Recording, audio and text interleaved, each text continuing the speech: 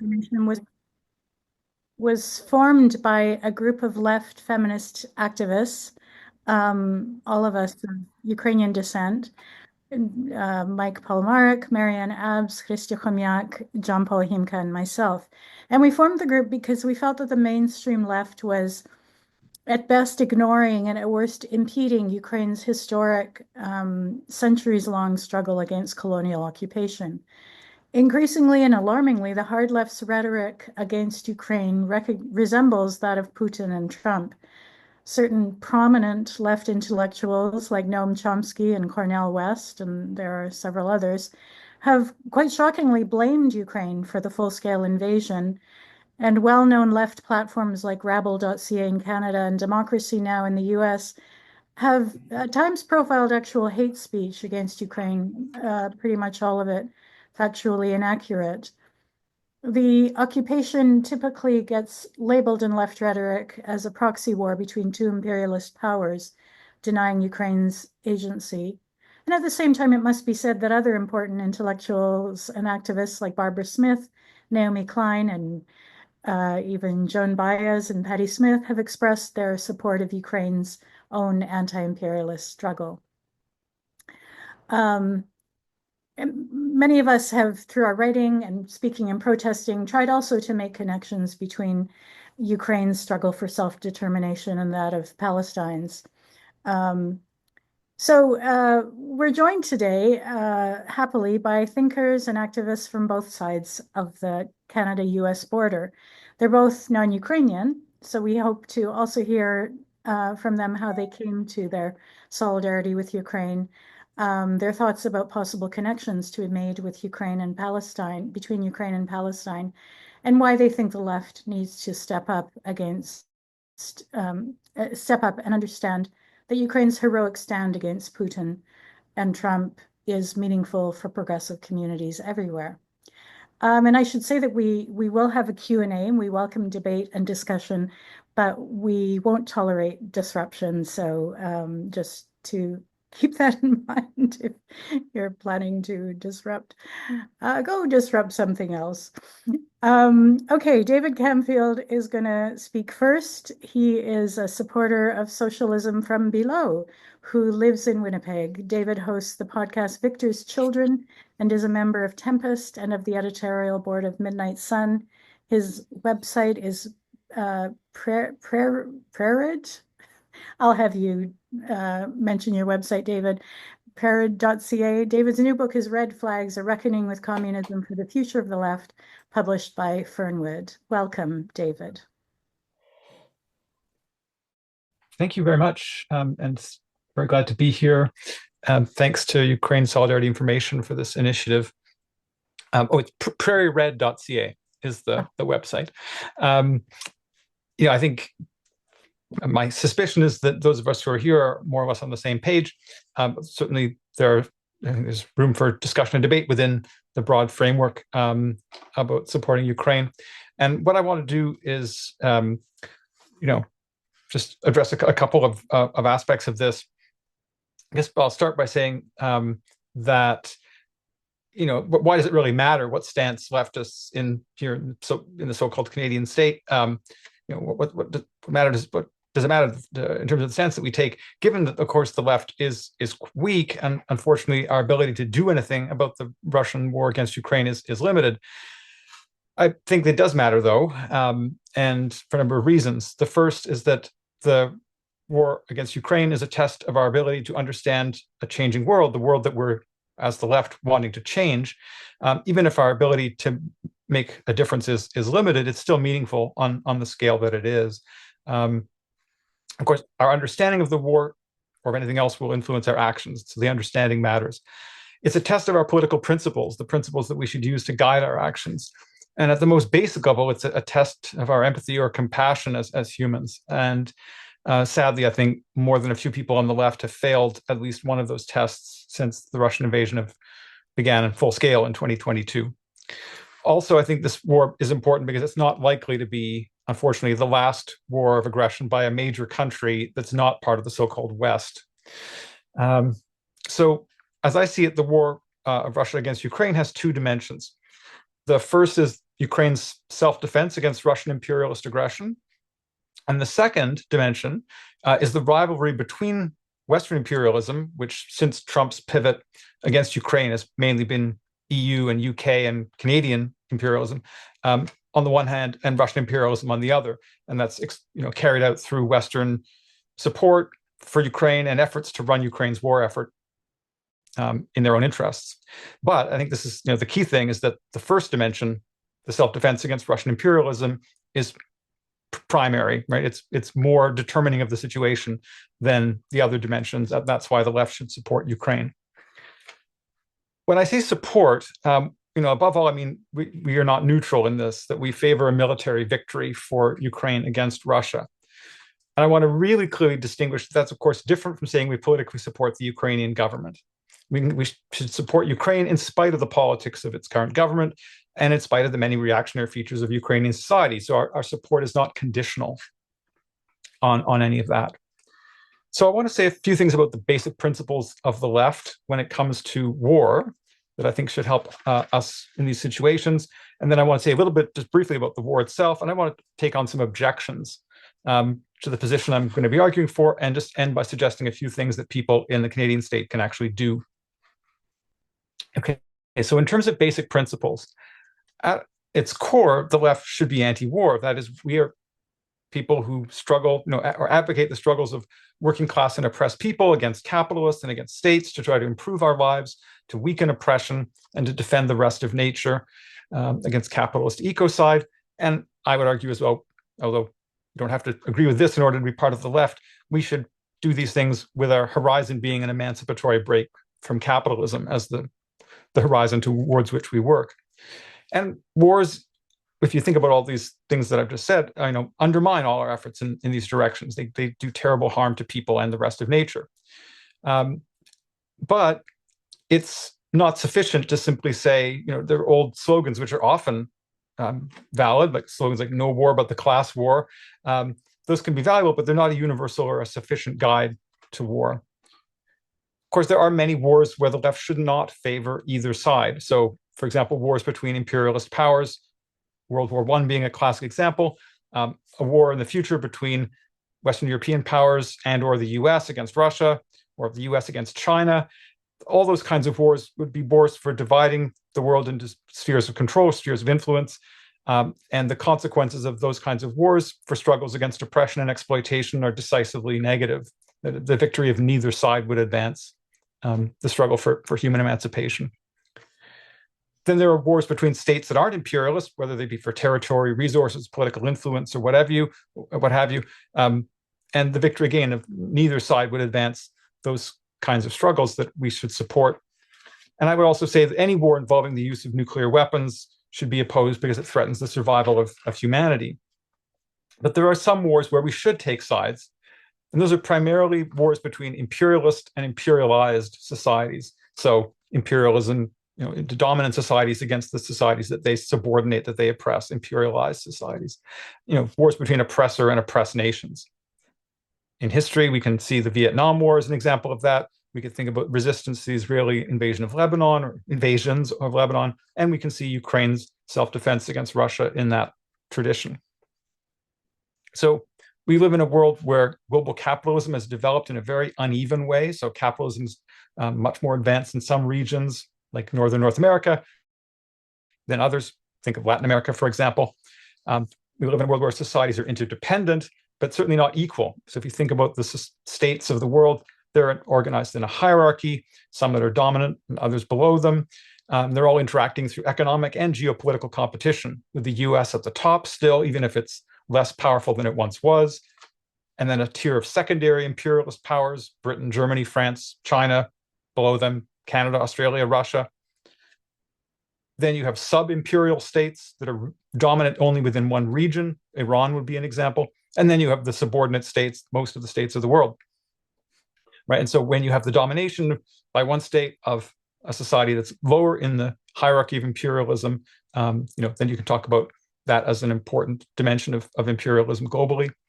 And in wars, against imperialism, it's important to take one side, right? Not to be neutral in that situation, because imperial domination is a form of oppression that we should oppose. Just anybody who knows anything about the situation in the Russian-occupied parts of Ukraine will know about this. And it's imperial domination is a further obstacle to any kind of even the most minimal democratic control that people can have over their lives. It's against the most elementary right of nations to determine their own futures. And it's also harmful politically to working class people in the imperialist country, in that these kinds of wars promote loyalty to the rulers and punching down against oppressed people, and that's self-defeating. Just think of Russian working class people who would support the Putin government in the war against Ukraine, how self-defeating that is. But I want to underscore what I said at the beginning, that taking a side in the war does not mean politically supporting the leadership of the side that we're backing or whose win we're favoring. There are many cases in history where people on the left have correctly backed one side over another in a war in spite of the politics of the people who are leading the side that they're supporting. I'll just mention Vietnam as an example again, because, of course, the leadership of the struggle against US imperialism in Vietnam was the Communist Party in Vietnam and the National Liberation Front in South Vietnam. In South Vietnam, in the years after World War II, the Communist Party killed more than 24 anti-Stalinist Marxists and jailed others. As one historian put it, this decision to wipe out an entire Marxist anti-colonial cohort in the South shocked politically alert Vietnamese throughout the country. And of course, while it was absolutely right to take the side of Vietnam against the US in the 60s and 70s, too few of the people who did that understood the Stalinist politics of the Vietnamese Communist Party that led that national liberation struggle. So that's it for general principles. I want to say then a few things about the war, this war in particular. Russia is a weak imperialist power if we think about the global stage, but it's still one that has a very powerful military. And this war is primarily a war of imperial domination being carried out by the Putin government, which is a far-right government animated by what you could call great Russian nationalism, dreaming of a Russia restored to a global status as great as the Russian Empire had before 1917. It's a government hostile to civil, political, and social rights, not just at home, but in neighboring countries as well. And in addition, of course, this war was treated by the Biden administration in the US and by the British government and some European governments as an opportunity to try to weaken Russia. And so it's for that reason, rather than any genuine, authentic concern for the people of Ukraine, that they've armed and trained the Ukrainian military and sought to influence the course of the war in their own interests rather than those of the Ukrainian people. The best outcome of this war, though, of course, would be a Ukrainian victory. It would weaken the far-right government in Russia, which, again, is not just repressive to Russians, to people within its own borders, but also to all social movements from below in neighboring states. And the Putin regime aids the far-right internationally. A Ukrainian victory would deter future Russian aggression. It would encourage movements for democracy and social justice within Russia, potentially even revolutionary change, at least political revolution that might remove the current political order, even if it wasn't a social revolution. Now, sadly, I think at the moment, Ukrainian military victory is unlikely, but nonetheless, I think it's true. So when we take the side of Ukraine against Russian imperialism, we're not politically supporting, or I think we shouldn't politically support the government whose win we're actually favoring here.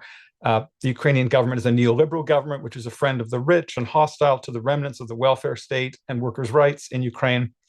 It has come to promote a kind of nationalism that's hostile to Russian-speaking Ukrainians and that often celebrates far-right or even fascist Ukrainian nationalist forces from the past.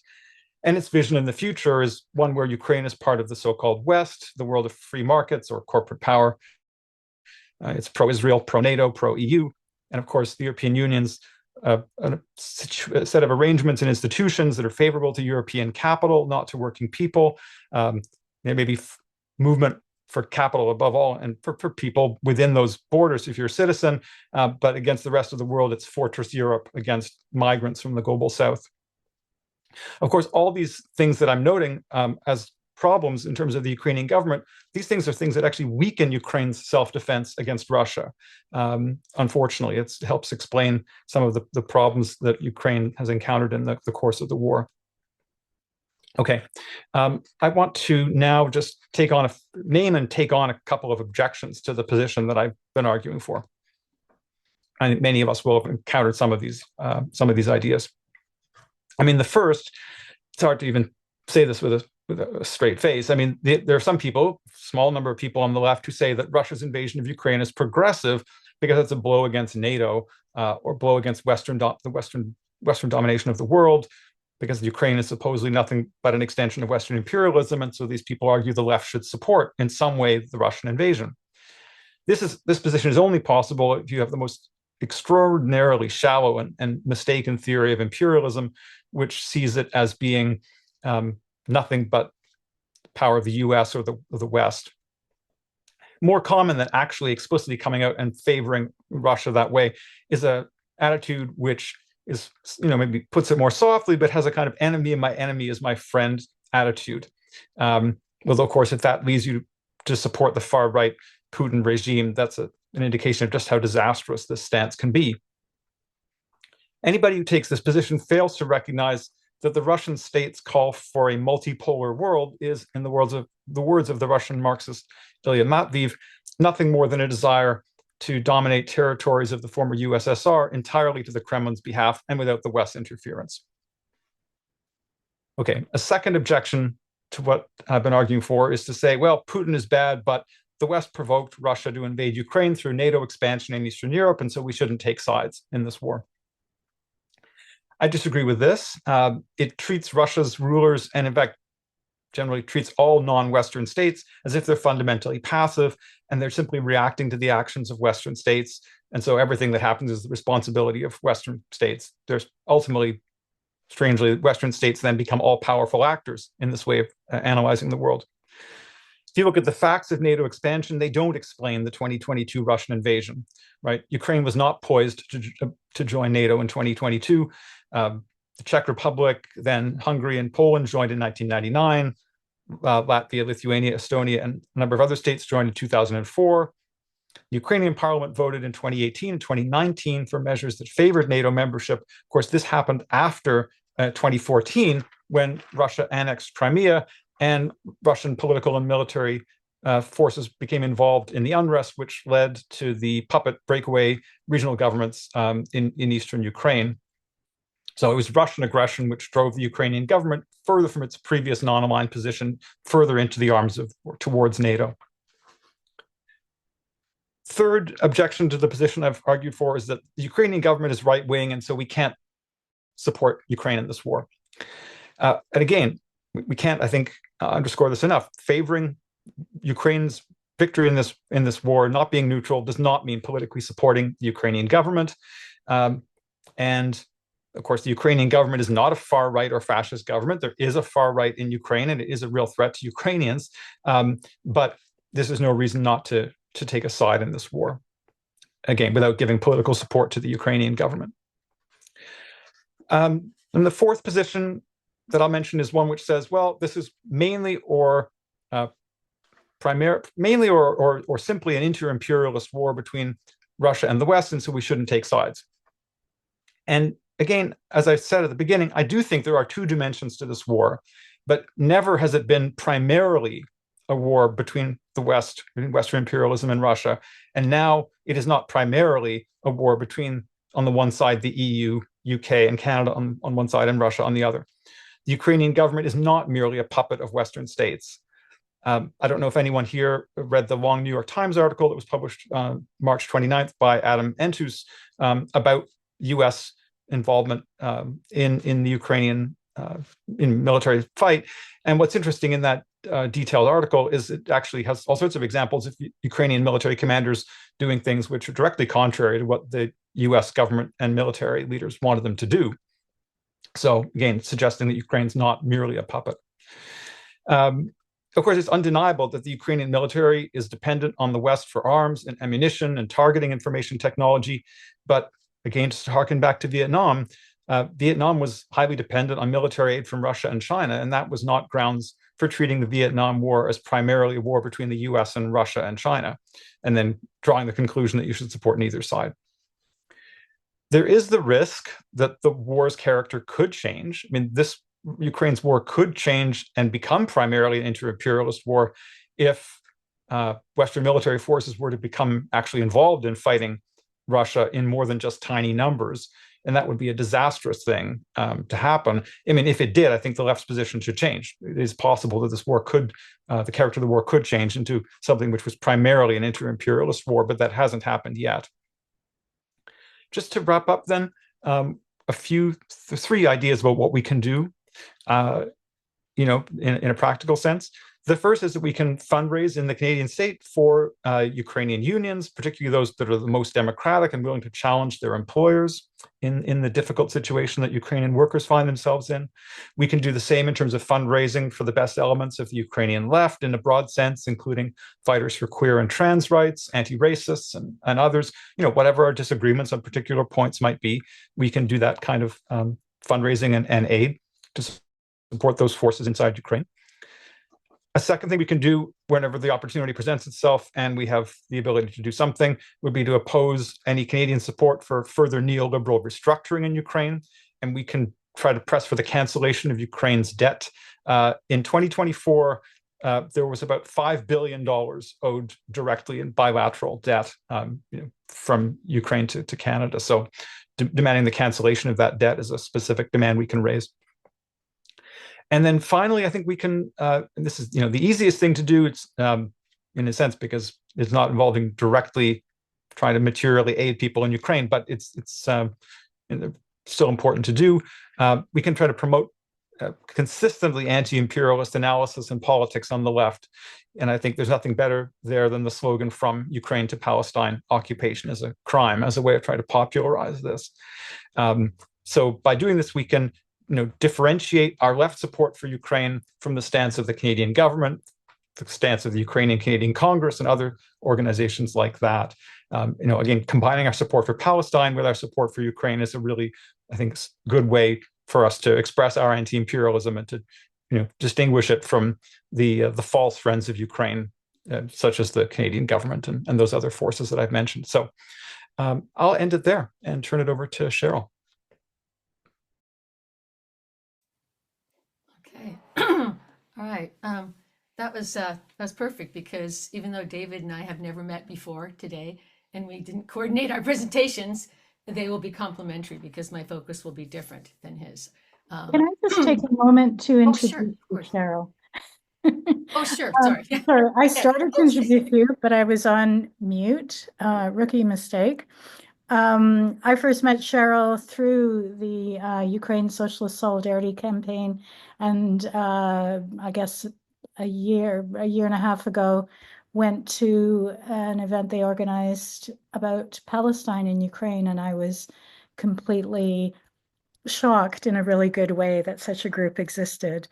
Cheryl is co-chair of Ukraine Socialist Solidarity Campaign, retired industrial electrician and president of the American Federation of Service, Clerical and Municipal Employees, Local 44, shop steward, executive board member, editor, 96 Labor Party founding convention delegate, and lifelong socialist. Okay, please continue, Cheryl. I want to begin by just saying thank you for inviting me. Since the beginning of my involvement in Solidarity with Ukraine, I feel like we have been kind of having the same conversation. Unfortunately, we have to continue having it about why hasn't the left supported Ukraine? When will it support Ukraine? But I want to try to address the question that Marusha posed in an email, which is, how did I end up getting involved with Ukraine Solidarity? As somebody who'd been a leftist and a socialist all my life, I'm kind of an anomaly because there's not very many of us, unfortunately. So I've thought about that question a lot, and I think it's a great question for a lot of people to think about. It's actually a great question to ask people who don't support Ukraine, well, what is your experience in the left? What are your principles? But I think there were two things that sort of inoculated me against becoming part of the Putinized left, as I like to call it. And the first one is that when I became a socialist as a teenager, which was in the 70s, that's how old I am, And the only socialist tendency that I was ever interested in or drawn to was the Trotskyist tendency because of the critique of the Soviet Union and Trotsky's criticism of the Soviet Union, and just the understanding of Stalinism and what is Stalinism. It's like, who wants to live under that? Not me. No. So that was the beginning of my sort of, lifetime of activism, was that inoculation. I was never drawn to the anti-imperialist left in the United States for several reasons. One was I found it to be very authoritarian, very undemocratic, did not really have open debates about tactics, strategies, ideas, or demands. I also found that it was really disconnected from the working class. And even though I participated in the anti-war marches and I went to mass meetings, things like that, I mean, it was very unappealing in that regard. So I was never really influenced by its approach to a lot of things. It was also not anti-capitalist explicitly. So I think, and so when Russia began the full scale, and so actually, let me go back a little bit further. When Russia collaborated with Assad to try to crush the Syrian revolution, I was taking care of my mother who had dementia. I was not really active politically in those years, so I didn't really know what was going on in Syria. If I had known, that would have been a further inoculation for me. I knew a little bit. But so when Russia's full-scale invasion of Ukraine began in February 2022, I was really shocked. I mean, well, we sort of saw it coming. I was shocked. And I honestly expected that the left was going to organize something. I was so naive. And they did organize something here. I live in the Bay Area. They organized Socialist, quote unquote, Action, organized an anti-NATO protest in San Francisco. Down with NATO, boo, no arms to Ukraine. I'm like, what is going on here? It was shortly after that that myself and John Ryman and a few others decided that Ukraine needed a left and an explicitly socialist solidarity group to support it and to connect with the Ukrainian left as well, which we began to learn about pretty quickly. I was really lucky that I stumbled across, I read an article by the journalist Paul Mason, I think his name is, and he used to write for the Guardian. I don't know if he still does. Anyhow, I ended up in a webinar with the man who at the time, he may still be the director of Socialist. And so it opened up this whole world of the Ukrainian left to me that I was just absolutely blown away by. And the more that I learned, and I continue to learn about the Ukrainian people and their long struggle against Russian imperialism, I'm just really moved by it. And also the more that I learned about the Ukrainian left, the solidarity collectives, the feminist collectives, LGBTQ, all of that, I thought, this is so inspiring. So inspiring. I thought, well, where is the left? They are really missing out here. So I continue to learn about that. But the other thing that I have learned about on this journey has been what I'm now thinking of as a many-headed hydra of Russian propaganda. And it's not just Russian propaganda, but it's also China and Iran that are deeply engaged in, I would call, a targeted campaign to dissolve the left as we know it and draw it into right-wing ideas. So I said this topic is really a familiar one to me because it was really how we realized from the beginning with the Ukraine Socialist Solidarity Campaign that we had really three tasks. One was to support the Ukrainian resistance through raising funds, direct aid as much as possible, which was really limited, to educate ourselves about the propaganda war. For us, the war takes place on two fronts. There's the war on the ground, and then there's the war of propaganda. And I feel like that's kind of going to be part of my primary focus today. I hope to have somebody, will you give me a 10-minute time check for a total of 20 minutes? Okay, good. I'm going to try to start my slideshow today. Yeah, so I think that the question we're trying to talk about today is, why should the left support Ukraine? I would say, for me, it's always been very simple to understand, like, it's obvious why the left should support Ukraine. And I think David answered that question very well. Like, it basically it aligns completely with, you know, socialist socialist principles. The question that is not so easy to understand is why hasn't the left supported Ukraine? And I'm going to address that. So let me see if I can do this. Okay, again, this is the first slideshow I've ever done, so just understand that. Okay, so let's see here. Oh, God. Somebody.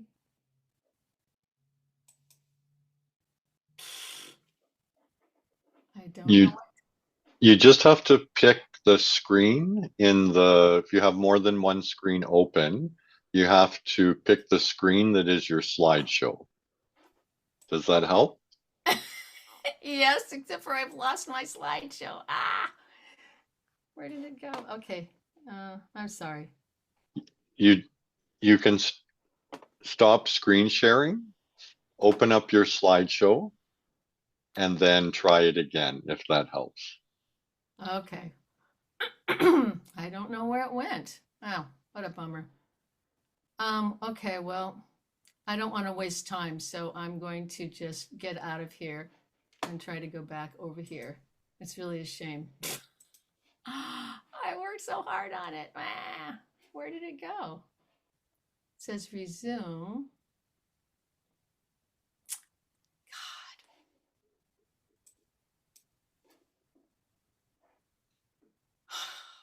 God. Okay.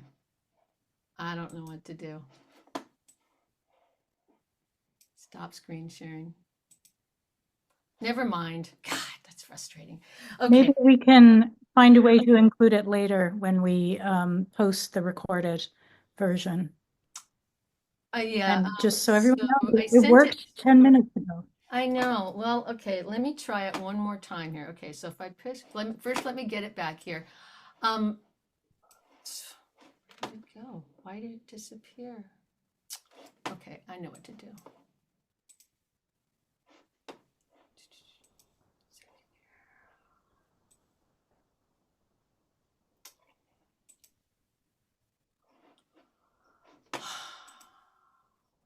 Okay, that's right there. If I go back over here.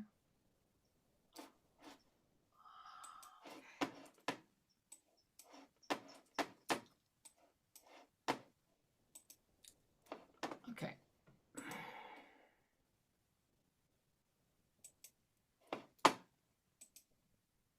Okay.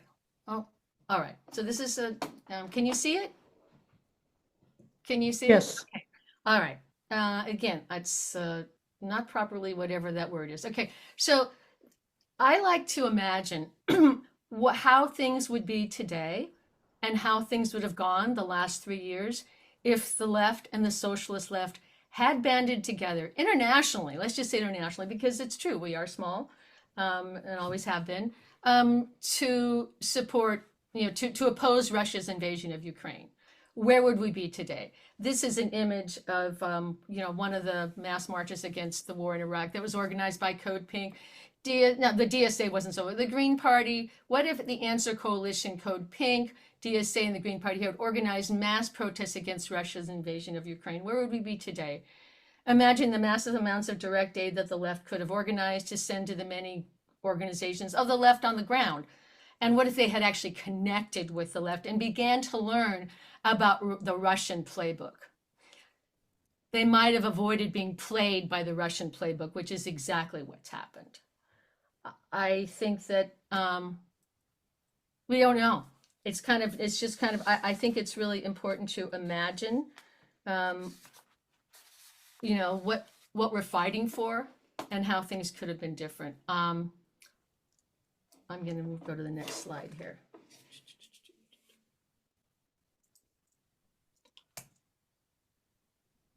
What happened? Oops.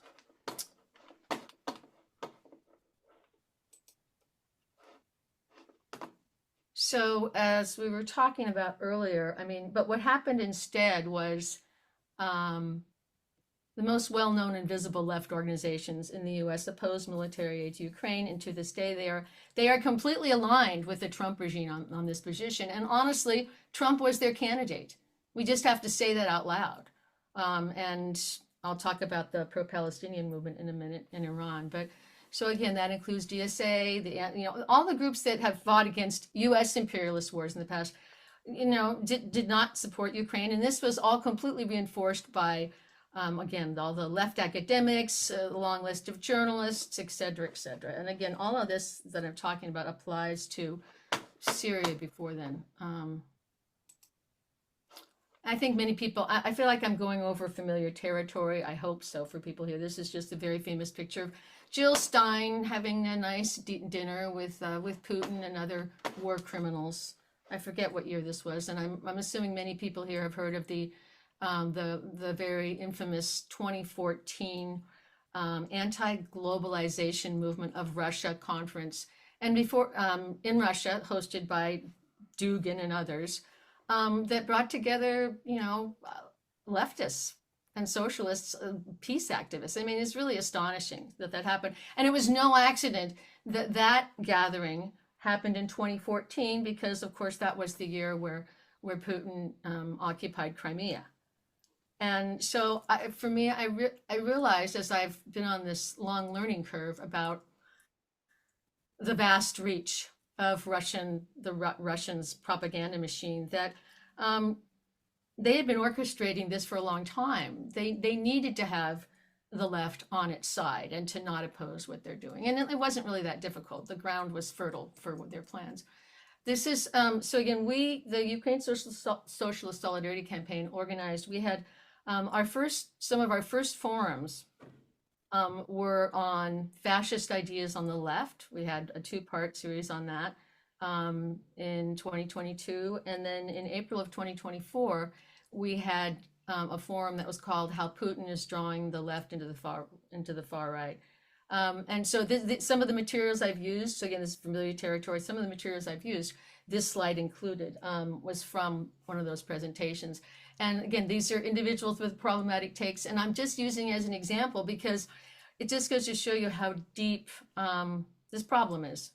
And I included Richard Wolff on there because I consider him to be a closet campist. He doesn't, the war in Ukraine is, imperialism fighting each other. This is a terrible slide. I apologize, but I just included it. UNAC, Answer Code, Black Agenda Report. I'm gonna, okay, so jumping around here a little bit. After October 7th, everything changed, and it changed especially for the work we were doing because, of course, the entire focus, understandably, was drawn to Palestine.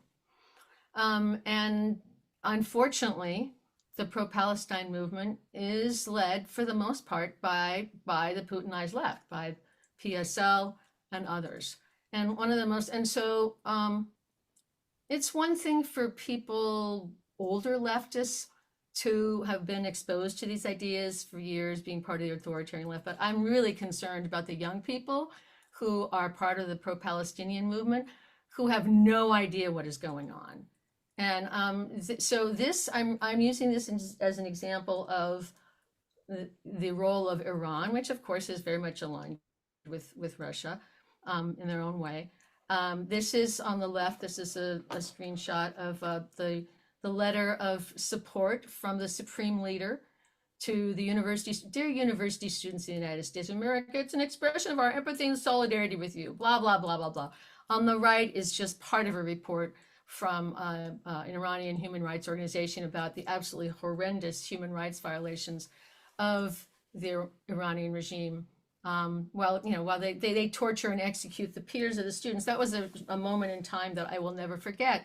And again, the students, to this very day, I think many people see Hamas as a liberation force, which I certainly do not. Okay, that's the obvious question. I'm going to jump here so this is a recent, so we can thank the Ukrainians, again, for their deep understanding, and the Syrians as well for their very deep and many years understanding of the long reach of Russian propaganda. This is a recent paper that we just discovered called Under the Radar, Crises, Reorganization, and Clandestinization in the Russian Ecosystem of Information Influence after the invasion of Ukraine. And many people have sort of doubted well, Amy Goodman, she's okay. you know, she's, you know, I refer to people like Amy Goodman as part of the 80-20 crowd where, or bait and switch, where they, yes, they, you know, produce material that is, you know, progressive, but the 20% is absolutely rotten. And so I've just circled here, this is from that document, from that report. And it just, you know, I mean, this is serious research. Foreign third-party actors subsidize or corrupted, I can't read this, gotta move this over here. There you go. Media partners and journalists, co-opted activists, militants, and policymakers, outsourced disinformation providers. So I think some people here are aware of Russia in particular, and China have been really focused on Africa for some time now. And I'm gonna, there's a really great film that I recommend. It's called Soundtrack to a Coup d'etat. And it's about the CIA orchestrated assassination of Lumumba, Patrice Lumumba in the Congo. And it's about the Cold War. But the segue between that film and what we're talking about is that even back then, in the 50s and the 60s, the Soviet Union was very much focused on, we are the anti-colonialists, we are the heroes of the global South, while we're smashing the Hungarian Revolution. So I feel like the Soviet Union and now Russia continues to play the race card in a very serious way and has targeted really African-American activists. And because, of course, race and sex, gender, and other things have been used to divide the working class internationally by despots forever. And this Russia is no different in this moment. It's really key. Okay. Oh, what happens? How do I... Okay. So I'm gonna, what's my time, Marusha? You've got about 4 minutes left. Okay, perfect. All right. So here's the good news. So I don't know how much the Canadians are able to follow what's happening in this country as we are experiencing the Russia playbook. That is exactly what is happening. I don't have to go into the details. It's every day there's something new going on. There is a massive resistance that is developing, and it is solidly in the pro-Ukraine camp. And so any protest practically that you go to, there will be signs for Palestine and for Ukraine. And it is a movement that is not dominated or led by the Putinized left. They must be kind of cranky about that. They're sort of lurking around the edges. I've seen this with their signs, but they're not quite sure how to intervene, except for they are organizing separate Palestinian marches on the same days as some of these mass protests, which is just astonishing. So there is an opening, actually, for people like ourselves to speak. But here's the problem, and I'm going to end on this because this is the heart of the matter. I feel like, I mean, we know that Trump is, I mean, Trump returned to power as a result of, in part, because of a Russia orchestrated coup on many different layers. He is completely 100% Russian aligned. I cannot see a time where he would send troops into Ukraine, so I don't see that ever happening. I mean, the quote unquote negotiations where he's just handing Ukraine on a platter, it's just unbelievable. It makes me so angry. So here's the problem with this movement, which has the potential to have a positive impact on the Ukrainian struggle. Trump needs to be removed from power. It's not a reformable regime. This is not the Biden administration that should have been called on to send more arms and send all the arms they need and send them quickly. So there are conversations in this movement talking about how can we remove him? How can he be removed from power? There's the 14th Amendment, the insurrectionist clause. There's impeachment. But this is the conversation that, for me, is at the heart of all of it. It's the heart of what can be done to actually, for Ukraine to achieve a victory, which is important for all of us. They're on the front lines of fighting for democracy and all that, even with the layers of complications that David explained. So thank you very much. Thank you, Cheryl. I'm going to hand it over to Mike to conclude and take it to our questions. Thank you, Mauricia. Thank you especially to Cheryl and David for these really productive comments and presentations. And just to, there you go. I was just going to ask Cheryl to find the magic stop sharing button, but she's done it, so that's fantastic. All right, I'm just going to have mention a couple of brief comments and pose a question to get things started. We really want to hear from the people who've taken the time on this Saturday afternoon to be here with us, and we really want to hear your feedback so we can have much more of a collective discussion. I have a whole bunch of questions, but first of all, I just want to note as a sort of summary, what I really enjoyed about both presentations was their links between the standard pair of theory and practice. I think David's beginning point of how should leftists understand war, for those of us who might not have thought about it in a really rigorous way. Certainly from my end, that's been something I've really had to struggle with.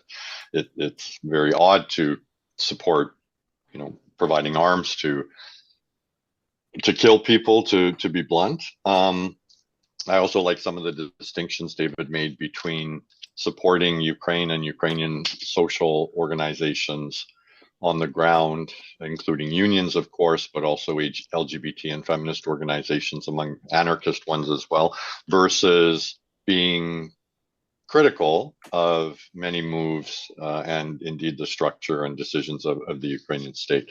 I liked both David and Cheryl's focus on how do we move to action? What are some of the concrete steps that we can take? I think all of us, I don't know very many people here, but I teach at a university, and there's always this tension between lots of talk and no concrete action. But I think many of us are familiar with that.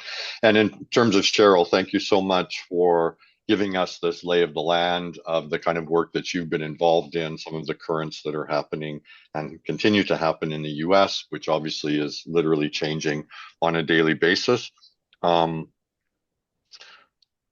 I think your contrast between what would things look like if there was a coherent left response to Ukraine versus what has actually been produced and is now sort of shifting with the reaction to Trump is really, really useful and helpful for us to think. So I'm going to throw this question out at both of you to respond in your own way. But I think I was originally going to ask, what do you see as the major block for a robust leftist understanding of the situation in Ukraine? I think you've both touched on that in many ways and can certainly come back to that.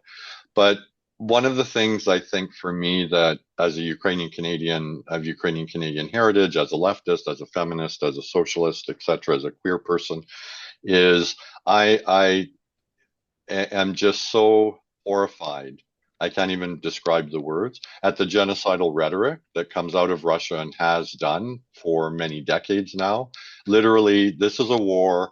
If you read statements, not just by figures like Dugin and other extremists, but by Putin, from any number of members of the Putin administration, this is a war to exterminate Ukraine as a state, as a country, as a people, and as a culture.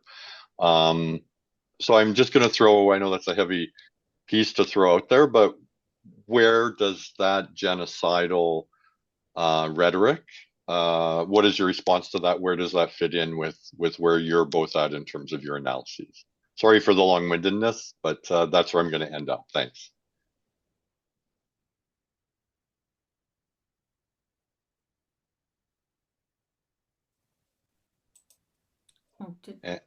Whoever wants to start, just jump. We can manage. Oh, okay. So I'm going to have to say that question back to you. So this is what I think you were asking. So what, on the one hand, what is the major sort of block towards building unity for Ukraine and Palestine movements? Like, how do we join them together?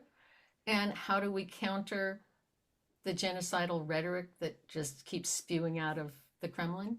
Is that?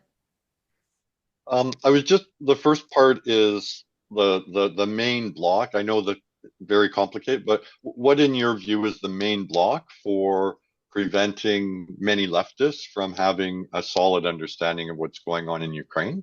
And second, if you want to connect that to the struggle for Palestine, please feel free. But the second one is, I'm just want to know, where does the genocidal rhetoric fit in to, or what your comments would be on that? Because I'm not convinced that a lot of people are really fundamentally understand what those implications are of this genocidal rhetoric, even though they're very clear on the ground. And we all live in the age of the internet. It's not hard to figure out things and find information. Does that help, or am I just digging myself deeper? No, it's fine. I'll do my best. I'll do my best. So I'll just be honest with you. I do not see that it's possible at this 3 years into this genocidal war against Ukraine to convince hardcore leftists who don't support Ukraine. I don't see that happening. And honestly, that whole sector of the left, from my perspective, has degenerated to the point there. It's like, no, not worth it. If they need to come our way. They've had 3 years to learn and to listen to Ukrainian voices, to read and to understand. And if they haven't now, I don't see that they're going to. We don't have time. We don't have time to bring them along. The people that I'm interested in talking to in the Palestinian movement, for instance, are people who are still curious and open-minded, and who haven't lost their humanity through that genocidal rhetoric. And I know those people are out there. So here's an example. So in the Bay Area, there was a Labor for Palestine event some months ago. And there was a lot of people there who didn't realize that the people who'd organized it were opposed to who considered it a proxy war, yada, yada, yada. So if you have a one-on-one conversation with them, like, what? You mean they don't support Ukraine? I didn't know that. So those honest people are out there. So, but I mean, I'll tell you what, though, the two things that have kind of changed the conversation, in my opinion, are, first of all, when the United States and Israel voted with Russia against the UN resolution. I think that was a game changer for all those people who said, don't vote for Harris, don't vote for Democrats because they're the party of genocide. They're like, oh, wow, well, that was a mistake. So I feel like that created another opening. It's really clear where everybody stands now, that Trump was never a peace candidate, but they said he was. And so I think that we have to tell people and show them examples. We have to continue to educate ourselves about the long reach of these psychological operations. I don't know what else to call them. I mean, we know the CIA conducted them and is conducting them on us as well now, but I think that people aren't aware. And I think that Americans in particular, I don't know about Canadians, think that they're above all that. I mean, none of us are invulnerable to the rhetoric, because for instance, I feel like as there was more pushback after the invasion in 2022, there was more pushback by the Ukrainians, more pushback by those supporting the Ukrainians against the propaganda. They had to shift. So the vast propaganda industry in the Kremlin, because there's no other way to call it, it is an industry, keeps shifting their views and changing it so it sounds even cooler to people, like, oh, wow, that's so cool. So I think that that's part of the job, is to literally and have hard conversations with people about it. I think that's part of the key. Great. Thank you, Cheryl. Go ahead, David. Okay, so thanks for the question. In terms of the response to Russian genocidal rhetoric, I mean, I think we need to make sure people understand that it's that it's real, and in terms of the fact that it's not just empty talk. Doing what we can to share an understanding of what's actually happening in the Russian occupied areas of Ukraine is important. And I'll just mention a range of sources, but there's a British based socialist who does, among other things, solidarity with Ukraine, Simon Pirani, whose website peoplenature.org. He's carried a number of pieces on that site about the situation in eastern Ukraine. I think it's also important, though, because of the context. Here we are we're in the Canadian state, that we have a government officially saying it's supporting Ukraine. So it's not going to be difficult for us to actually, we're not running we're not going against the current on talking about, what Russia's doing on this front, except with some sections of the left. So it's important, I think, to make it clear that we're not saying this is something that's like, in the Russian soul, or, something that's unique to Russia, but we can talk about this as part of a global far right ideology, or so that there's a connection between, Russian genocidal rhetoric, but then also think about, in India, the kind of Hindu chauvinist, idea of India as a Hindu nation. What does that mean for all the non-Hindu people living in India? We can talk about Israeli settler colonial ideology and its genocidal character vis-a-vis Palestinians, and talk about the far right globally that has this as a feature of its ideology. So we're pointing out that it's not simply a uniquely Russian thing. I think that's important to do as part of a global problem that has all sorts of different manifestations. I can say something about the other question about the block, if you like, or we can. I'm happy to wait and hear what other people would like to ask in terms of questions, and I could come back on that, Mike. That sounds great. Thank you so much, David. And I'll pass things along to Mauricia. If anyone has any questions, you can write your question into the chat or raise your digital hand. I don't know if anyone has done so yet. So in the meantime, I'll ask a question that's maybe as much a comment as a question, because I think Palestine is a very important vector in this discussion. And Ukraine actually historically has been in support of Palestine. It's only very recently that its official position has turned towards Israel. There are many leftists in Ukraine who support Palestine. And there are actually, a little known fact is that Ukrainians formed the largest migrant group in Gaza. There are many Palestinian Ukrainians, both in Palestine and in Ukraine. My sense is that it's really crucial that as Ukrainian leftists, we demonstrate our support for Palestine, because that is what the left is focused on right now. I mean, I've been in solidarity with Palestine my entire adult life, but and I've always appreciated how your group, Cheryl, Ukraine Solidarity, Ukraine Socialist Solidarity Network, has made a point of appearing at pro-Palestinian demonstrations with Ukrainian and Syrian flags. I think that there has to be a dialogue between and I note your comments, Cheryl, about the pro-Palestinian movement in the US. I would say that in Canada, it's a very diverse movement. It's largely led by Jewish leftists. It's got a huge student component. It is kind of the site where the left is visible and vocal right now. So I guess I'd like to hear your thoughts or other people's thoughts about, how we can build bridges between our ideas. I wouldn't call this a movement exactly, and the movement in support of Palestine.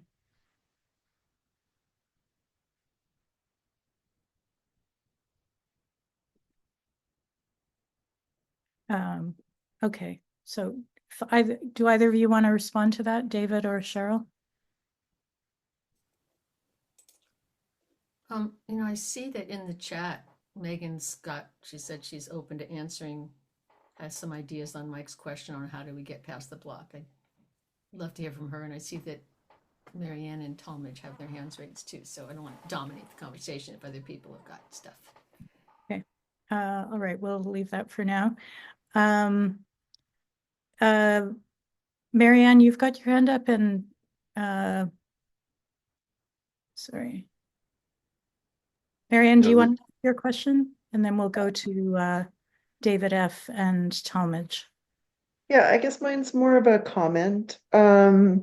Yeah, I think one connection we can make too is because Canada is a petrostate, which Russia also is around the role of Russian oil and gas funding the war.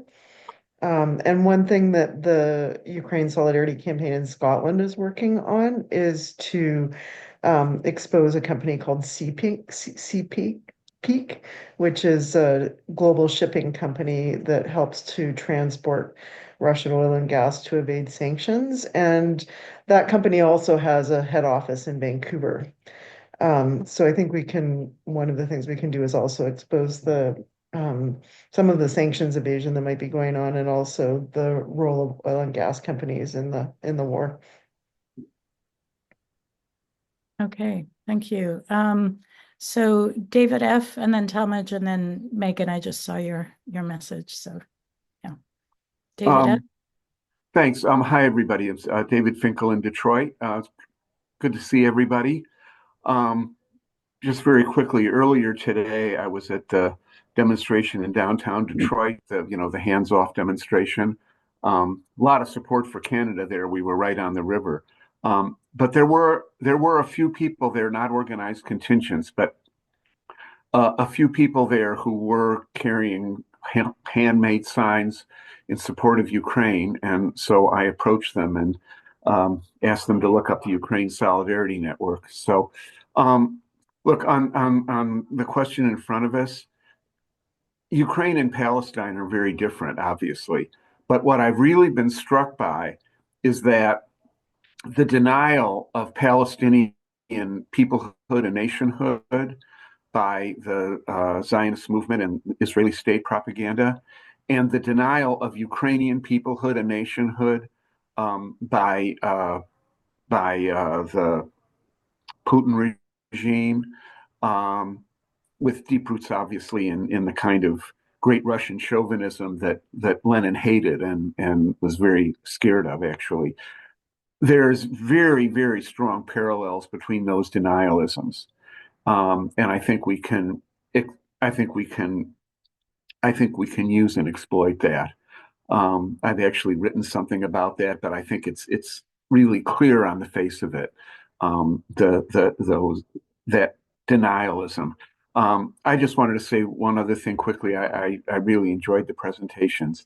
I have one disagreement. I would not put democracy now in the same category with Code Putin, as I call them, and the PSL and the Answer Coalition and those folks. Amy Goodman, especially after some initial, I thought, confusion, has had some strong pro-Ukrainian voices on. So I think that there's a real distinction to be made there. Thanks. Thank you very much, David. I would suggest let's hear from Talmadge and then give the Cheryl and David a chance to respond to whatever they want. And then I'd like to go to Megan, who posted in the chat. So go ahead, Talmadge. Yeah, I want to thank Cheryl and David for a good presentation.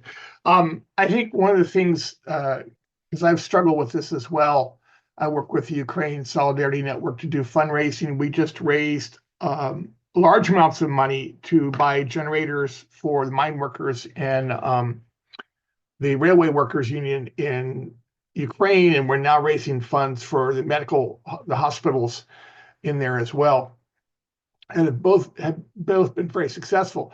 And to Cheryl's point, at the rallies being held here in Santa Rosa, California, for people that don't know where that is, it's the wine country north of the Bay Area. We had over 5,000 people show up on April 19th, which is the largest demonstration ever in Northern California, outside of San Francisco and Berkeley.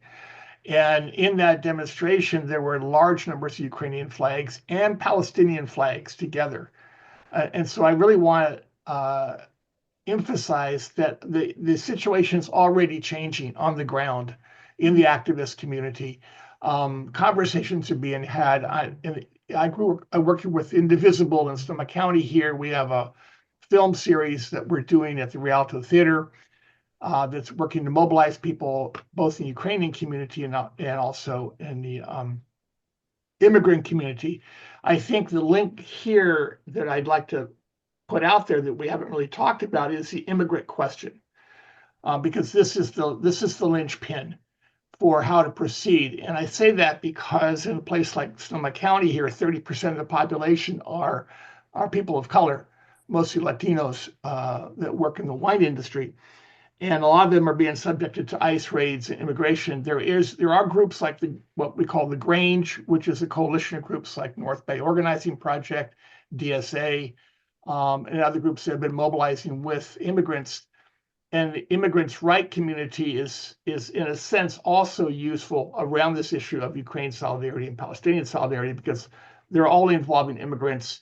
When I've talked to Ukrainians here, a lot of them are scared because of the threat to over 200,000 Ukrainians that could have their visas revoked by the Trump administration. So now there's common ground within which we can make linkages between immigrants from Latin America, immigrants from Palestine, immigrants to Ukraine.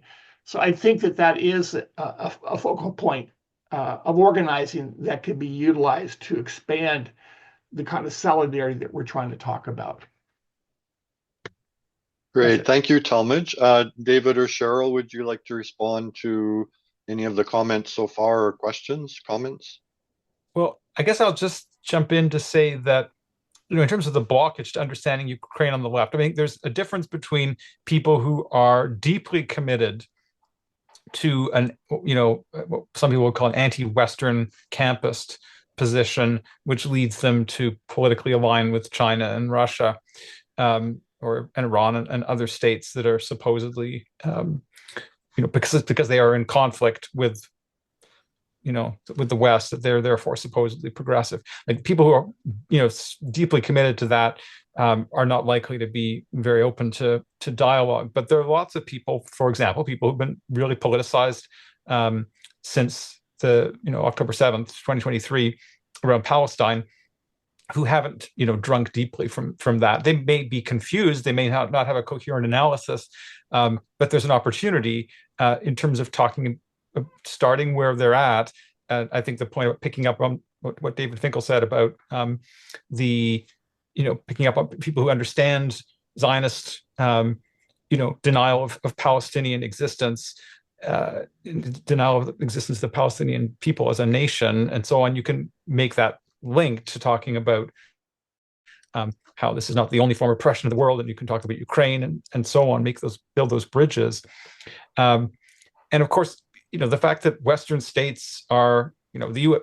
Put aside the U.S. Talk about the Canadian state. The fact that the Canadian government's officially aligned with Ukraine, and people who know that the Canadian government's been part of the enabling of the genocide in Gaza are obviously, there's people who don't have a deep analysis can be confused by this, because the fact that the Canadian state's officially aligned with Ukraine can be disorienting, and that is all connected to the kind of enemy of my enemy is my friend impulse, which is, I think, so strong for people today.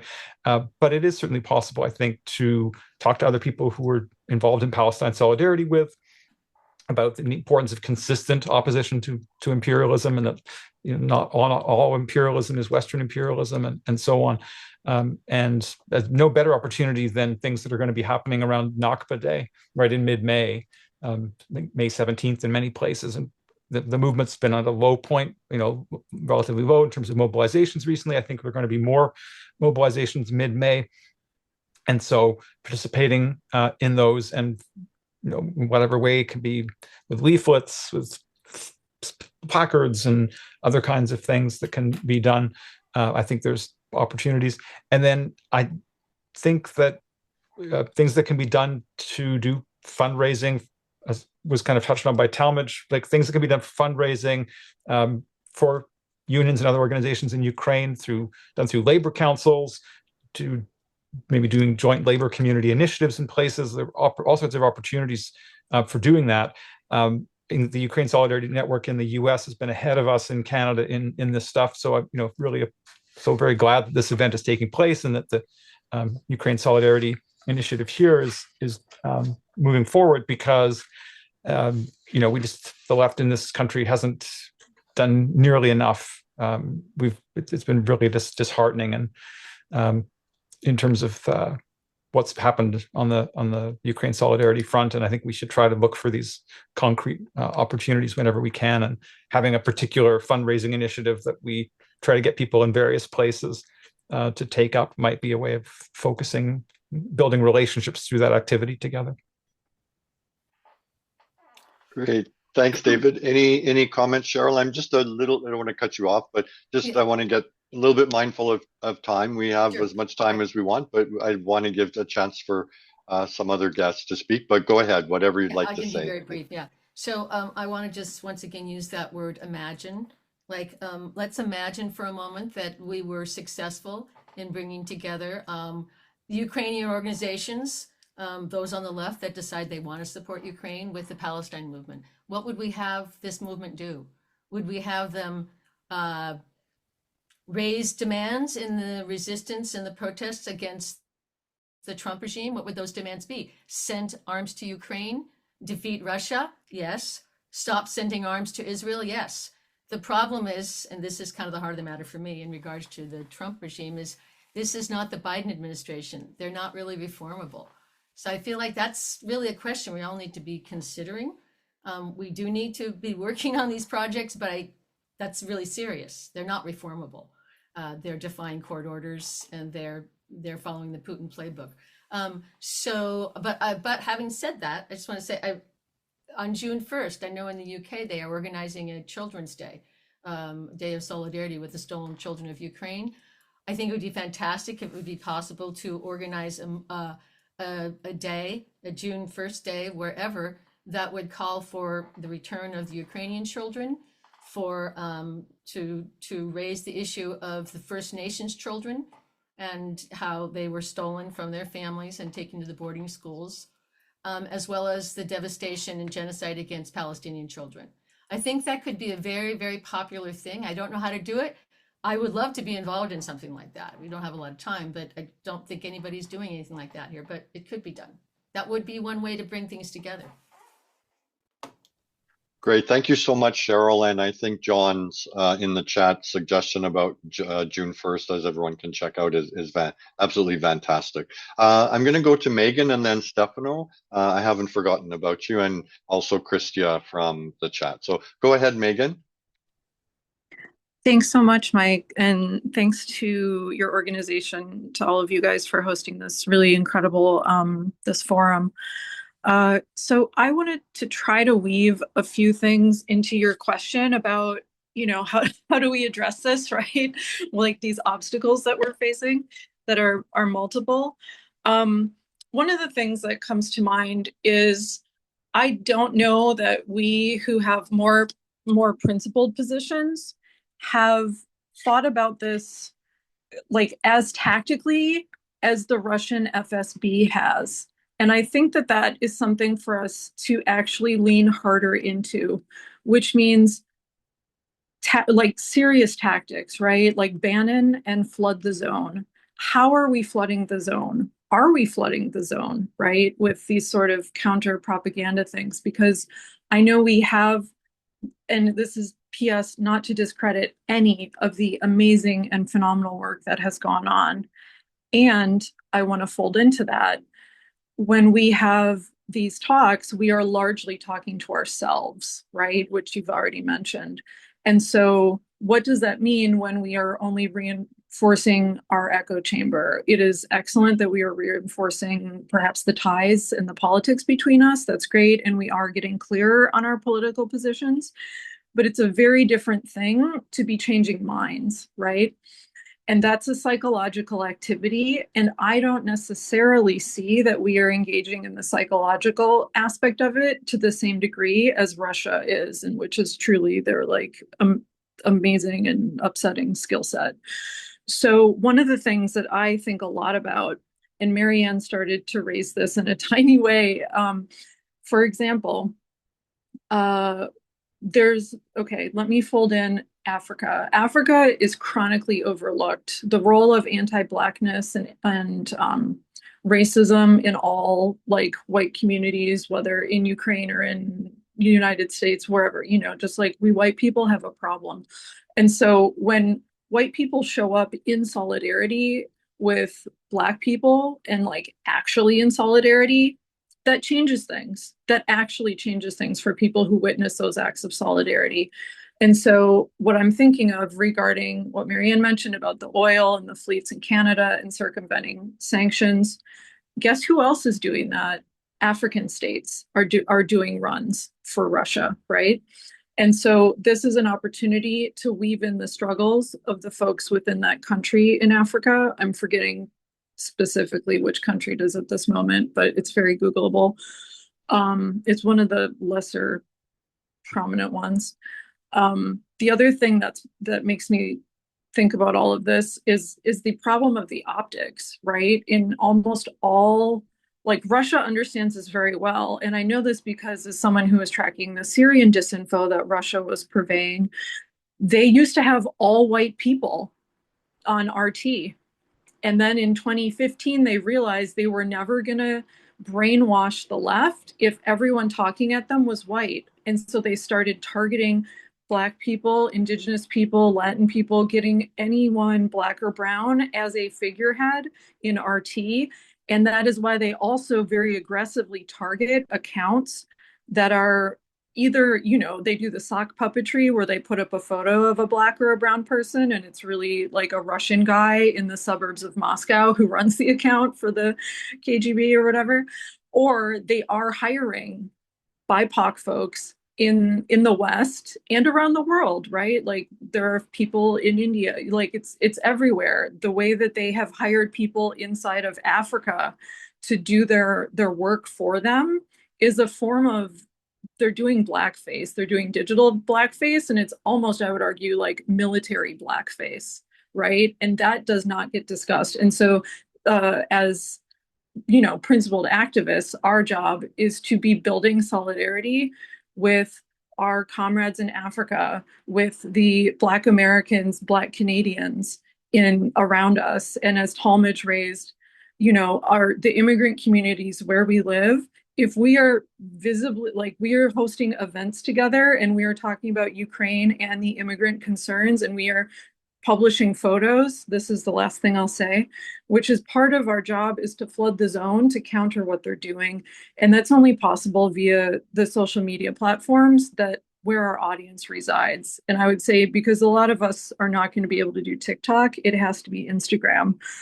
And, you know, maybe Twitter, but largely Instagram. And because that's the area where we can run accounts that say Ukrainians in solidarity with Africa, Ukrainians in solidarity with Palestine, and demonstrate that we are doing the solidarity by showing up, that we are hosting, you know, events where we're sharing meals together, where we're holding flags together and continuing to do that, but not just one account. We can have 5 different accounts.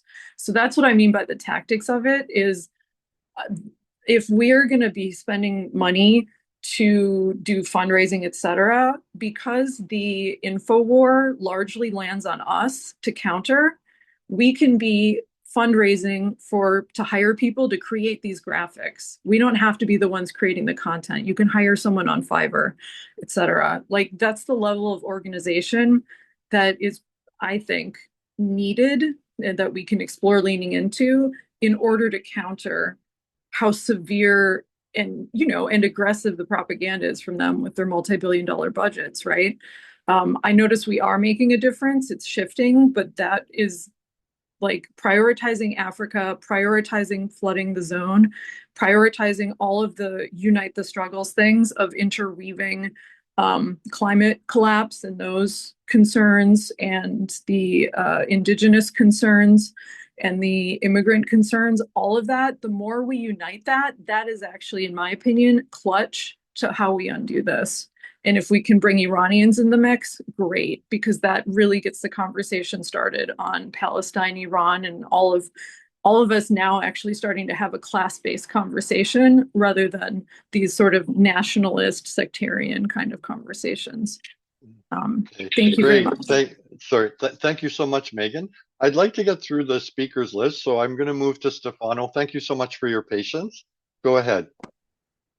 No worries. Good evening. For me, good evening. I'm in Italy. Sorry, English is not my first language, so you'll have to bear with my terrible accent. I am in the unfortunate position of having some of my best friends who are basically what you would call campistankis.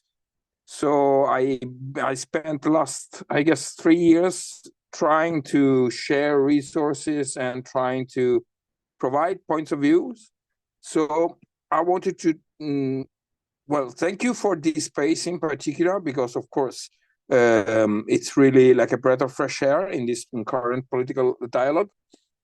But I wanted to stress a point in particular, which is the fact that for me, the historical framing of the Ukraine struggle and the Palestine struggle is basically a moot point to bring up in these kind of discussions, because they inevitably point out the differences and in particular the support of the Western powers to Israel, to stress out that, of course, then the support to Ukraine is something which it needs to be opposed. One thing that I kind of found like breaking this kind of bubble was pointing out the hypocrisy of, in particular, China, Russia, and India between their stated support for Palestine cause and in some case in the votes in the UN Security Council, but also it was mentioned about the oil, the fact that basically Israel gets half of its oil by through Russia and its proxies, including some of its oil through Turkey.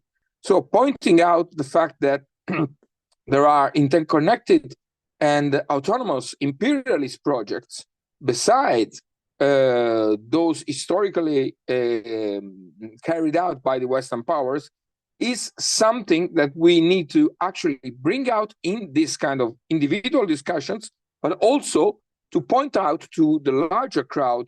You mentioned of people which are less informed and less steeped into the nuances of these various conflicts. So this is like the first point of the messaging.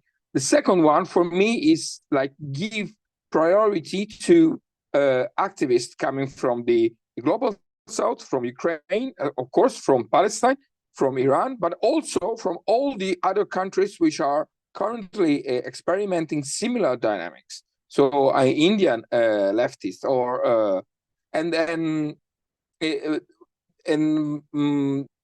because this kind of perspectives can actually bring the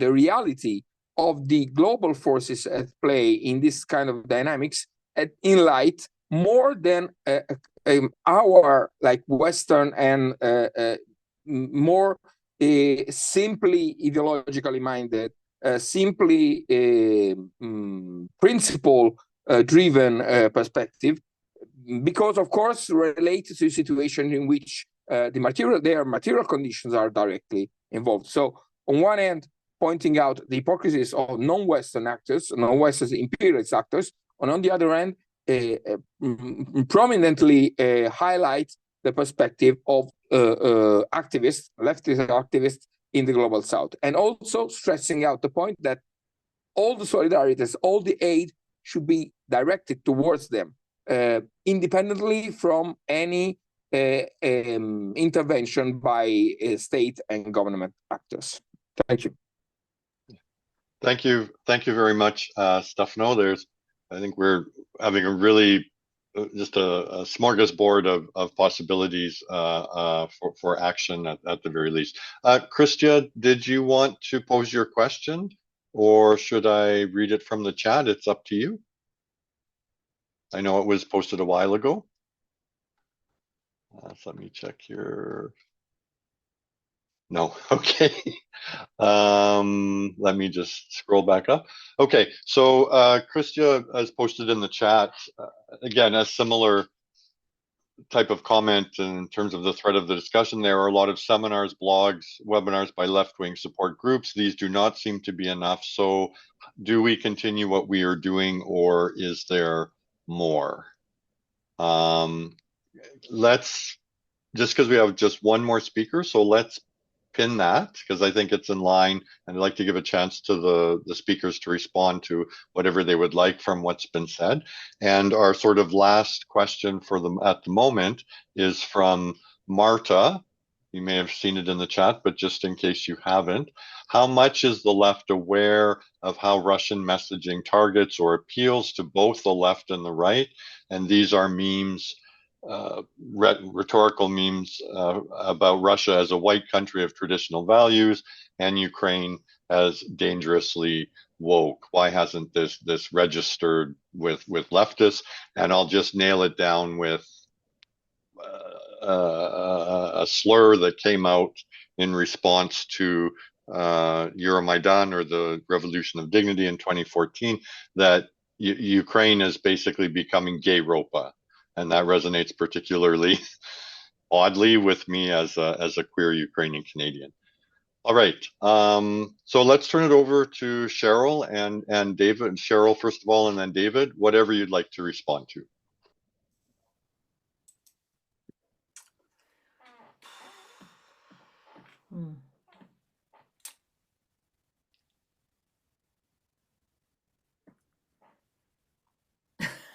Okay. Well, I think I'll just say that, again, I sort of started my presentation by saying that for me, the reasons why the left should be in solidarity with Ukraine were very straightforward because, well, I'll just say, even if they decided to be in solidarity with the Ukrainian left, because what the Ukrainians are fighting for, and I'm setting that aside separately from the neoliberal government of Zelensky, is to live in the way that Americans have lived, quite honestly, for many years. Freedom of expression, freedom to vote, women's rights, LGBTQ rights, human rights, many other things that the left allegedly says it believes in. So again, the irony and the hypocrisy that I'll call the Putinized left in rejecting what are called the color revolutions, whether it's in Ukraine or Moldova or some other countries formerly colonized by Russia, is kind of just unfathomable. But in any case, so the reasons are straightforward. I do think that the so-called anti-imperialist left that is not consistent in their anti-imperialism is a lot like MAGA. I mean, the United States, Make America Great Again, that they really aren't interested in listening to facts, because the facts about Russia's invasion of Ukraine are really clear. And so I think that, again, who are we trying to win over? I think we're trying to win over people who are not in that camp, and especially younger people. I think that that's kind of where the openings are, and because we are small in numbers, we have to work on kind of a one-to-one basis, conversations, small conversations, house parties, film showings, book readings.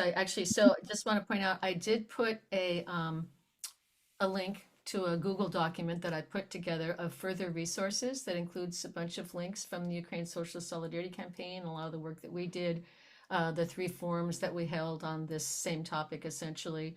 I included some links to films and also to a book that I highly recommend. It was written by a Scottish journalist named Jen Stout. Maybe some of you have read her work before. I stumbled across her by accident recently.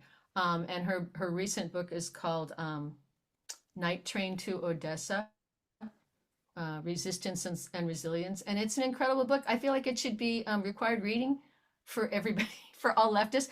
I mentioned this to Marianne that we would love to collaborate with you on having a forum with her as a guest speaker.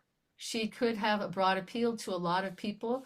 She's extremely personable. She was raised in the Shetland Islands. Her personal story is incredible, and her stories of the Ukrainian people are incredible. So I would suggest things like that, you know, sort of on a human to human basis, can maybe have more of an impact than in addition to, you know, bringing Ukrainian and Palestinian flags to protests and then talking to people. So. David, do you have any final comments? Just really, I want to thank Ukraine Solidarity Information for doing this forum. I think we're at just a moment where, you know, there's not a lot of appetite to go to Zoom meetings, you know, compared to what it was like a number of years ago. So these can be valuable, but of course, because the video is going to be posted, you know, we can circulate this and have more people, you know, listen who otherwise weren't here right now.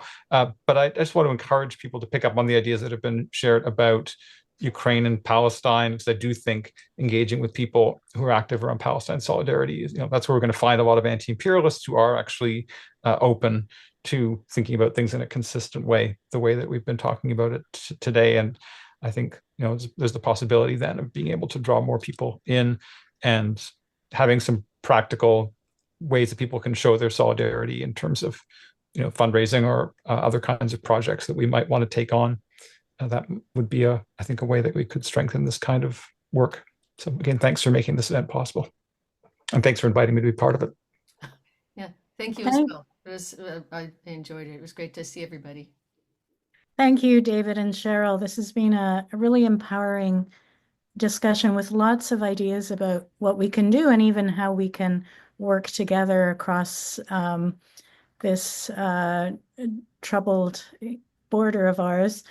And what I guess what I also love is the feeling of empathy and compassion that is all too rare. It sometimes feels as though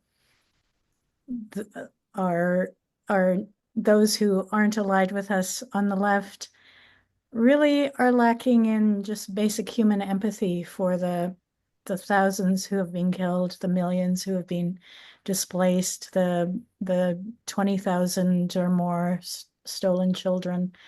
Sorry, I think it's 200,000. I'm bad with numbers. Thank you to the audience, to those who attended, for your thoughtful comments.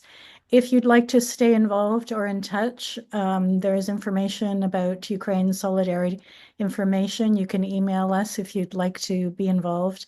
And Cheryl has posted about Ukraine Socialist Solidarity Network.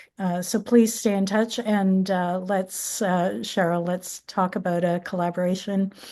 Yeah, thank you, everyone. Have a great evening.